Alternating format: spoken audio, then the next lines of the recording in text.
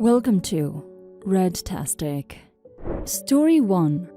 I think I need to give background information before explaining the details.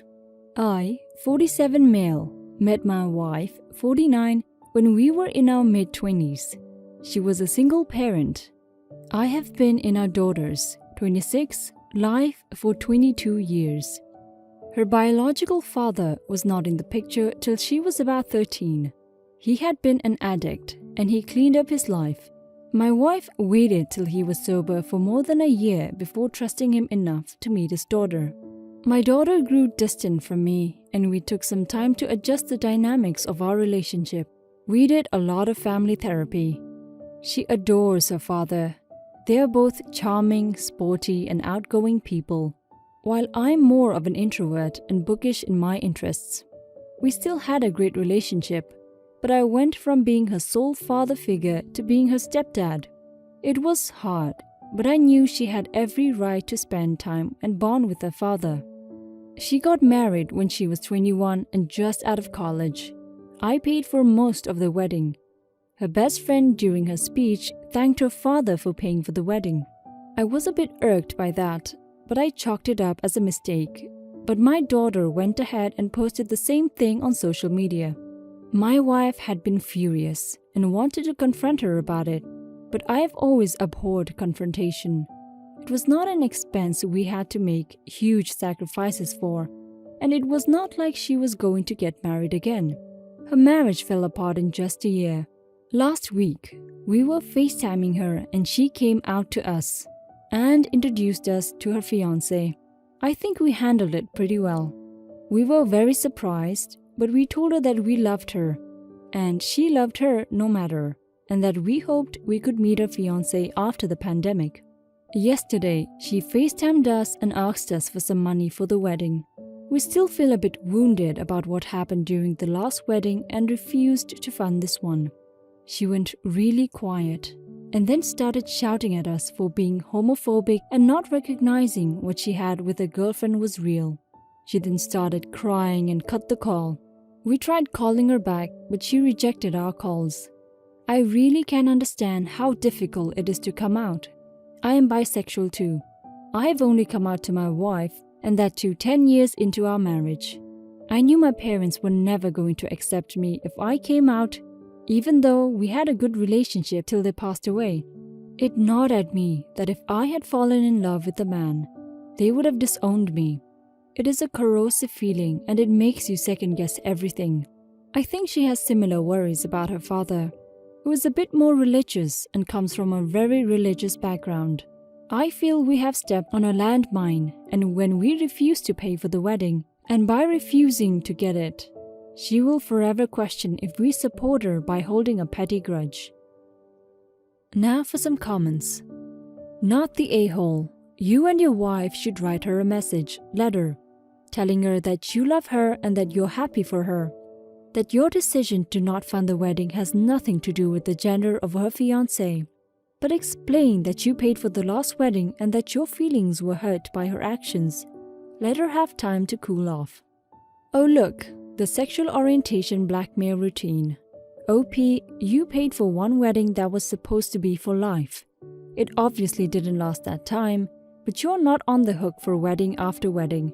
When you are able to talk to her, don't even bring up who she is marrying, but simply bring up that you paid for one and that she should seek finances for this one from her father since he didn't pay for the last one. Leave it at that. Not the a-hole. You paid for one wedding already. What an entitled, spoiled brat she's being. As much as it hurts, let her hold this grudge. She is not entitled to spend your money. Again, do not let her bully you into giving her money in the name of acceptance. It has nothing to do with acceptance and everything to do with greed. Story 2. So, I'm 23, female, in university. So is my sister Natalie, 28. She has quit school and changed her major several times over. And it's cost my parents a lot as they wanted to pay for it. So she returned again to school recently, and they agreed to pay for her books and tuition, which federal aid isn't covering for her. But past that, they won't pay for her living expense as they did when she was younger. Natalie's university is 40 minutes to an hour away from my parents' home. She's having trouble paying rent. Our parents said they would not pay, but she can move back in with them. She only has classes 2 days a week. I think it would be doable. Our parents do still pay for most of my expenses. I don't know whether it's fair or not. She always complains that I get special treatment. They only still pay for her car insurance and phone bill. Also bought her the car, as well as small things like Netflix. We treat my parents very differently. I speak to them a few times a week and visit quite often. I remember birthdays. My sister forgets and always wants to share the gift I buy, and do favors for them all the time. I brought this up to her because she does none of those things. And outside of calling once every month or so, she only visits when she needs money. My parents obviously recognize this, and it's probably part of why she gets less support. Well, I've saved a decent amount of money from summer jobs and holiday money from grandparents. I'm also pretty frugal, and combined with my parents' help, rent, food, tuition, I've managed to save $8,000. Natalie knows I have money saved and recently asked me for $1,500. I said no. I've lent her small amounts before, and it's like twisting an arm to get her to pay it back. She said it's messed up of me not to help because our parents still support me, and that they play favorites and it's not fair, so I should really help her out. Am I the a-hole? Now for some comments. Not the a-hole. She's 5 years older than you, and unless I'm reading incorrectly, she had the same level of support until she left and changed majors. It is not your responsibility to pay for her poor choices. Not the a-hole. She is no longer receiving support because your parents have already shelled out quite a bit of money for her. I can understand them wanting her to take a cheaper route and live at home because she has a track record of essentially wasting the money they're putting in towards her education. This is a problem to deal with, and your parents' help is generous. But many people don't even get assistance from their parents for school anyway. This is on her to figure out, not your problem. Not the a-hole, absolutely. Subsidizing her life far too much, in my opinion. She's 28 and should be at least mostly self-sufficient. But they're paying for a phone and car. You're in university, you need the support. And well, the money you saved up is yours. And it's her own problem she didn't manage her life right. Story 3. I, 28 female, got divorced 2 years ago after my ex cheated on me and got the other woman pregnant. Ex and I have 2 children together who live primarily with me and see him every other weekend. Ex and his other women have a daughter together now who is almost 2.5 years old. Ex has attempted to get me to take an interest in his child, and I've told him his youngest is nothing to do with me.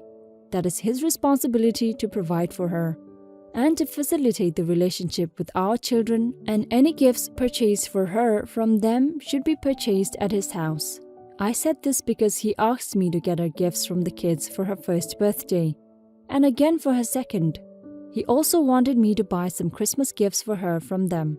He has invited me to her birthday parties and they have asked about sleepovers. I always say no. I know she is innocent and I have no hatred or dislike of the child, but I do not want any responsibility for their child on me. I also don't feel like I'm obligated to pay for gifts. Considering he is the shared parent, I feel like it's his responsibility. All I do is tell my kids not to be too hard on her because they found her annoying and made some comments that needed to be dealt with when she was first born. These weren't anything much, but they didn't like her crying and were taking out the actions of their dad and his girlfriend out on the baby because they were pushing very hard for the kids to be adoring big siblings when they wanted things back to normal still, and their half-sister was the reason. In the last 3 weeks, my ex and his girlfriend both lost their jobs, and now they're trying to use that to guilt me to help. They asked if I would be their childcare for her. Ex said it could be good bonding time for our kids when they see mom and their sister. I told him no. I should add more requests were made in messages I didn't reply to. I've responded a handful of times, and only when I was left with the question being asked to my face or if I thought they might drop her off at my home. I do my best to only have communication with my ex when it concerns our children, and sometimes that is hard because he will call to ask about me being more involved with his youngest when our children are with him, because he knows I will never answer when they are with him, because you never know what could go wrong when you have a child with a heart condition. My youngest. Am I the a-hole for taking this stance? It is rare I see this little girl, but when I am, I don't ignore her or anything, but I don't want to take her home with me either. Edit. They are looking for work and the jobs would put them on the same work schedule, or something like that. Honestly, that was something I was afraid of, that they would try to dump more responsibility on me if I did do some smaller things, and look at what they're asking for now without me saying yes to any of it.